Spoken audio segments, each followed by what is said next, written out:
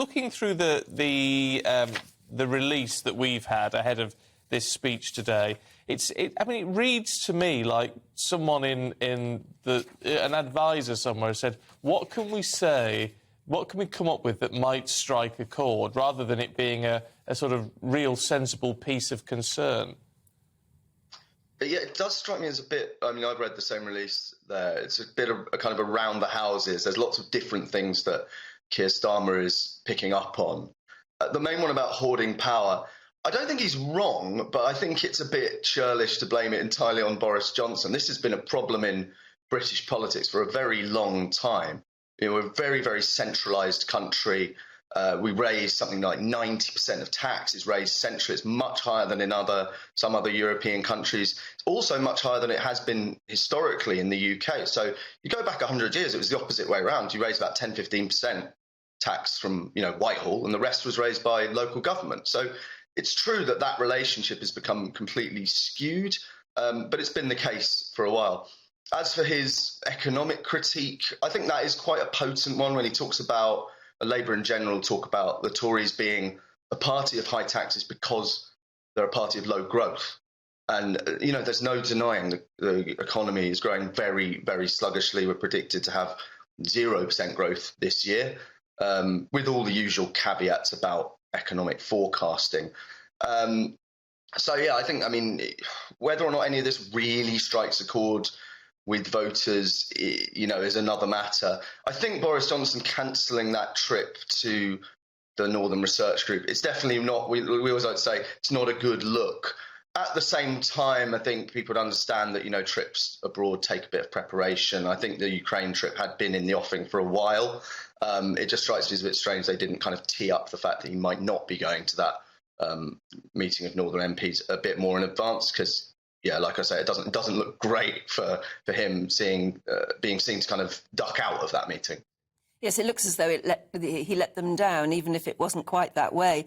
One of the columnists in the Sunday papers today says that basically the people of Britain have to decide over the next year, 2 years, whether they want somebody, a leader who's devoid of ethics or one simply lacking charisma, and asks, what's wrong with being boring? Because Keir Starmer has been accused of being very dull and boring, but maybe he's playing the long game. Yeah, I think my issue with Starmer is, he is boring and people perceive him as boring. You look at kind of focus groups of what voters think about Keir Starmer, and it's like one columnist put, it's like a thesaurus entry for the word dishwater. He's also got very kind of nasal, reedy delivery. He's a very poor public speaker, but you can work on that.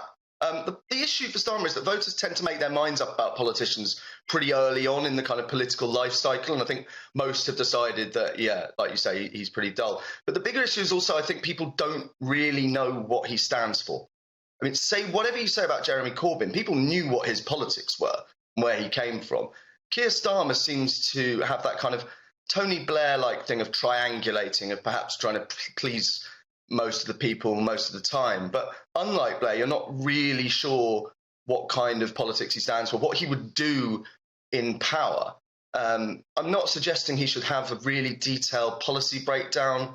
You don't really need that when you're in opposition until much closer to a general election. But I don't think that there's a clear kind of Starmer brand of what he'd do in government. We had his conference speech last year was a great example of that. It was really long, but I came away from it at the end not really being any clearer about what it was that was the big priority for him, because he kind of tried to touch on absolutely every area of policy. It was full of quite sort of, platitudes about what Labour would do in government, rather than a very clear idea of the direction of travel. So that, for me, is the lack of vision rather than the lack of charisma that I think is the big problem for him.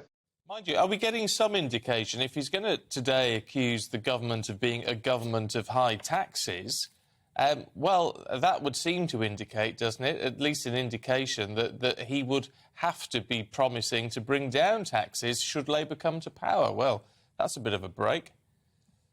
Yeah, it's strange. It feels like a bit of a role reversal, doesn't it? Labour, traditionally very much the tax and spend party.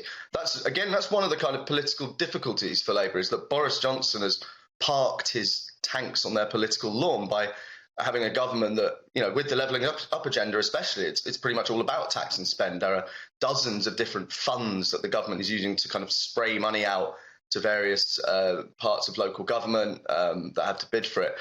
Again, Labour saying they're going to cut taxes is fine, but I'd want to see a bit more detail about where he wants to cut tax. I mean, we have an enormously long and complicated tax code. There's all sorts of areas he could.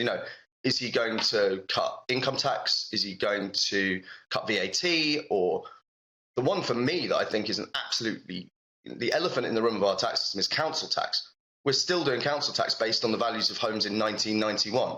I mean, it's an absurd system. It means that very wealthy people in enormous homes, especially in London, are paying an absolute pittance. I think if we reformed that, it would go a long way to making the country a bit more equal and raising a really good amount of revenue.